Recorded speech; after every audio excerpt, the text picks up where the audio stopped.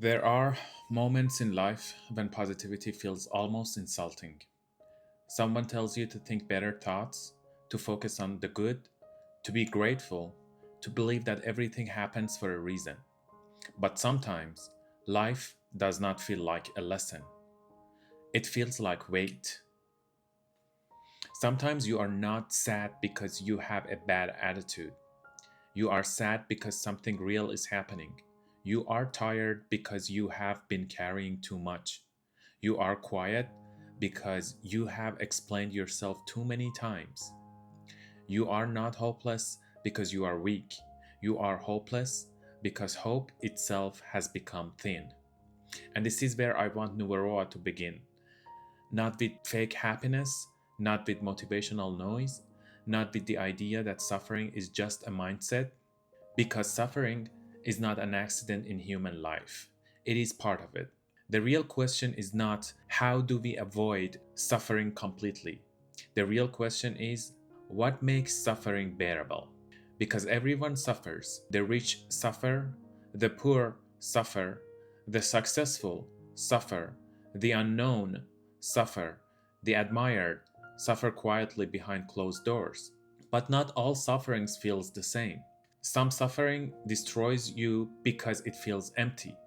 Some suffering transforms you because it feels connected to something.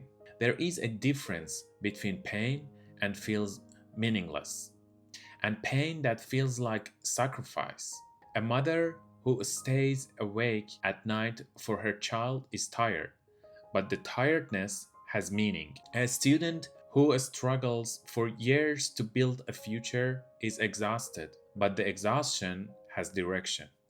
A person who works long hours to protect their family may feel pain, but that pain is tied to love. But when suffering has no meaning, it becomes a prison. You wake up, you work, you answer messages, you eat, you sleep, you repeat. And slowly, the question begins to appear. Is this all?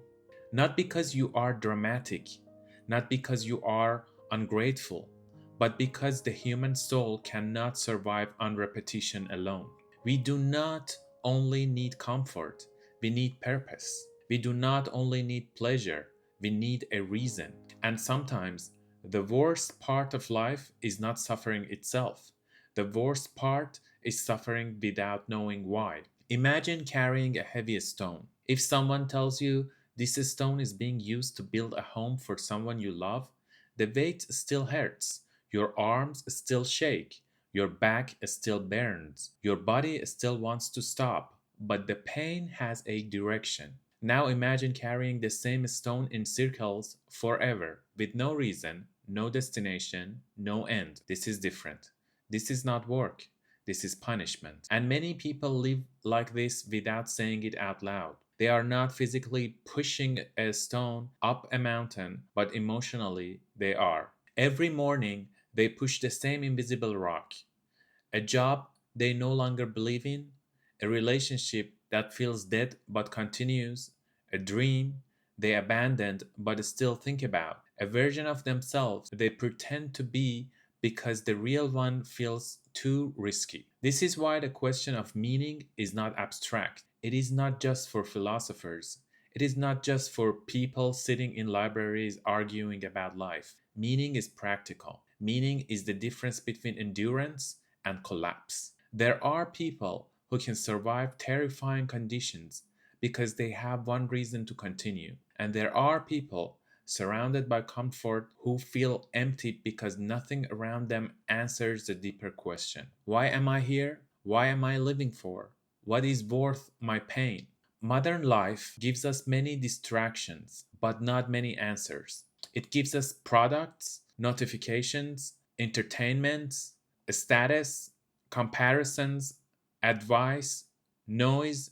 It tells us to become better, richer, more attractive, more productive, more impressive, but it rarely asks better for what, richer for what, productive toward what, impressive to whom. A person can spend years climbing a ladder and then realize the ladder was leaning against the wrong wall. This is one of the quiet tragedies of modern life. We are trained to chase improvement before we understand direction.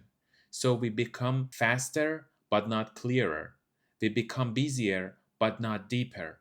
We become more successful but not necessarily more alive. And when the pain comes, because pain always comes, we discover whether our life has roots. Because suffering tests the structure of your meaning. If your meaning is only comfort, suffering will destroy it. If your meaning is only approval, rejection will destroy it. If your meaning is only success, failure will destroy it. If your meaning is only being admired, being forgotten will destroy it. So the meaning of life cannot be something fragile.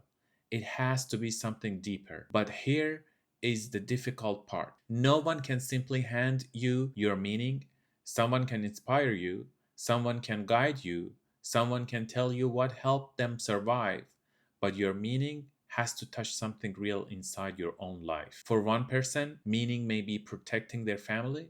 For another, it may be creating something honest. For another, it may be serving people who suffer silently. For another, it may be becoming the person they needed when they were younger. Meaning does not have to be grand. It does not always arrive with thunder. Sometimes meaning is very quiet. It is the person you refuse to abandon, the promise you made to yourself, the work you do even when nobody claps, the small dignity of trying again after life humiliated you. Sometimes meaning is not a beautiful answer. Sometimes it is simply the thing that keeps you from giving up. And maybe that is enough. We often imagine meaning as something shining, something heroic, something that makes life feel complete. But meaning is often discovered in the mud, in failure, in grief, in responsibility, in the moment where you say, I do not know if life will become easy, but I know I must continue. That sentence may sound inspiring, but it is honest. And honesty is stronger than inspiration. The purpose of meaning is not to make life painless. That is childish. The purpose of meaning is to make pain usable. A person with meaning can still cry. A person with meaning can still feel afraid. A person with meaning can still lose, doubt, break, and begin again. Meaning does not turn you into a stone. It does not make you invincible. It simply gives your suffering somewhere to go. And that may be the beginning of a strength. So if you are watching this and life feels heavy, I will not tell you to simply be positive. Maybe what you're going through is not small. Maybe your pain deserves more respect than a motivational quote. But I will ask you this. What is one thing that still matters to you? Not what should matter, not what looks impressive, not what others expect. What still matters even after disappointment? What still pulls something from you? What would make your suffering feel less empty? Because the answer may not save you all at once, but it may give you a direction. And sometimes direction is enough to survive the night. Before life becomes beautiful, it may first need to become meaningful. And before it becomes meaningful, you may need to courage to ask the question honestly, what makes my suffering worth carrying? Please put in the comments, what is one thing in your life that makes suffering worth carrying?